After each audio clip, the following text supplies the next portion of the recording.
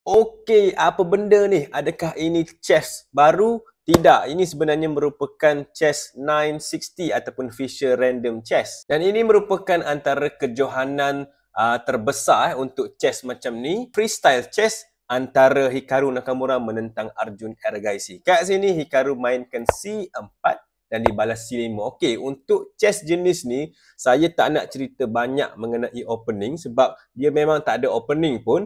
Chess ni dicipta oleh Bobby Fischer, kita punya legenda. Sebab apa? Sebab untuk tengok siapa lagi cepat, siapa lagi bagus tentang taktik. Segalanya adalah taktik dan main catur semata-mata. Tak ada pasal opening ke apa semua, tak ada. Okey, jom kita layan kat sini. Jadi saya hanya nak fokus lebih kepada taktik lah.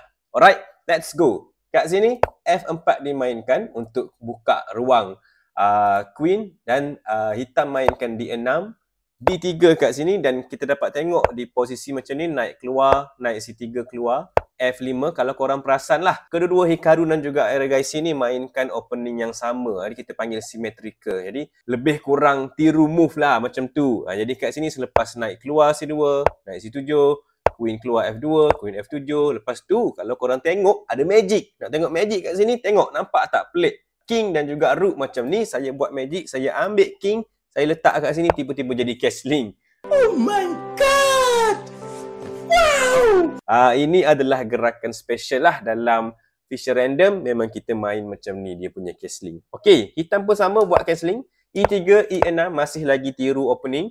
D4 kat sini, lain sikit. Queen F6, Queen F3, Queen E7, Rook D1, Bishop F7, Queen E2 dan D5. Kalau tengok jadi sama balik. Dan kita dapat tengok kat sini, dua-dua pemain masih tak nak makan, masih tak nak tukar pawn tengah. Okey, teruskan dengan B3, Rook F ke D8. Dan kat sini Bishop ke F2. Knight A5 kat sini. Dan selepas itu Knight ke A4. Dan kat sinilah dah start tak sama opening. Kat sini Erigaisi kata okey, dia dah develop, semua dia dah keluar. Jadi jom berperang. Dia mulakan dengan pawn D makan pawn C4. B makan balik. Lepas tu C pula makan pawn ni pula. Dan E makan balik. Kalau korang tengok kat sini, Hikaru dia dapat dua pawn yang dekat bahagian tengah kat sini. Manakala Erigaisi pula, Arjun pula dia dapat Rook yang menyerang dua-dua pawn. Jadi dua-dua mendapat sesuatu. Dan kat sini Erigaisi nampak move yang bagus dengan Knight buat sacrifice makan pawn di C4. Ini taktik pertama dalam game ni. Okey, kat sini kita tengok kenapa buat macam ni. Sebenarnya kalau korang tengok, kalau Queen makan Knight sebenarnya tak jadi apa-apa sebab selepas hitam tolak pawn ke B5 dan Queen tu kena lari lah. Okay? Queen tak boleh nak lari kawasan ni sebab ada Bishop yang bahaya. Jadi sebagai contoh, kalau dia lari ke Queen C5, pawn tu boleh makan dapat balik Knight dan dia dapat pawn free tak pasal-pasal. Jadi itu taktik yang bagus kat sini. Cuma kat sini Hikaru pun balas dengan betul lah. Dia balas dengan Bishop makan pawn di B7 kat sini serang Rook. Jadi Rook ke B8 dulu dan kita ada Knight ke C5 kawal Bishop tu. Seterusnya Knight ke D6 serang Bishop kat sini dan Bishop lari baliklah ke F3. Knight D5, Queen ke D2 kawal pawn dan seterusnya Knight C4 serang Queen. Queen masuk ke C1 dan kita ada Queen ke D6. Tambah dua serangan kat situ. Jadi Hikaru tolak pawn ke G3 kawal macam ni. Okey, Rook D ke C8, Knight ke E1, Knight B2 serang Rook dan Rook lari ke D2 kat sini. Queen ke B6, Rook ke C2 dan seterusnya Queen pergi ke D8. Dekat sini kalau korang tengok betul-betul nampak macam boleh makan Knight, betul tak? Tapi sebenarnya tak berapa nak boleh. Sebab apa? Mari kita tengok. Kalau Rook makan Knight kat sini, Rook akan makan Rook. Queen makan balik Rook. Kat sini sebenarnya tak habis lagi sebab hitam boleh Rook makan Knight di C5. Dan kat sini pawn tak boleh nak makan Rook sebab ada Bishop boleh makan Queen. Macam ni lah, macam pawn makan Rook, mati Queen kat situ. Okey. Jadi tak boleh makan pun sebenarnya Knight tu. Putih mainkan Queen pergi ke D2. Kita ada Queen ke E8, Queen ke E2, Knight A4. Cuba untuk tukar Knight kat sini. Knight E pergi ke D3, kawal Knight macam tu. Dan kita ada Knight A ke C3. Queen lari sebab kena serang, Queen lari ke D2, naik ke B5, serang pawn kat sini. Hikaru tak kawal pun pawn tu, dia gerakkan rook pergi ke E1. Okey, kenapa kat sini? Ada sebab rook duduk kat sini. Kalau knight makan pawn dekat D4 ni, memang knight tu tak kena makan lagi, bishop akan makan knight di D5 dan korang dapat tengoklah pawn tak boleh nak makan sebab rook akan makan queen. Okey, jadi itu adalah sedikit blunder. Sebab tu Arjun tak makan pawn tu, dia gerakkan knight B pergi ke C7. Kawal macam ni. Kita ada knight masuk ke E5, tengok macam mana dua-dua knight Hikaru berjoget berjoget kuda kepang dan masuk.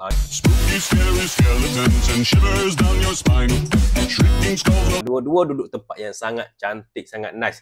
Jadi Arjun kata, oh tak jadi ni, knight ni cantik, dia kena matikan salah seekor. Jadi bishop dia makan je knight di E5 tu, sembelih macam tu, dan pawn D makan balik bishop di E5. Okey, kita ada rook ke D8 kat sini.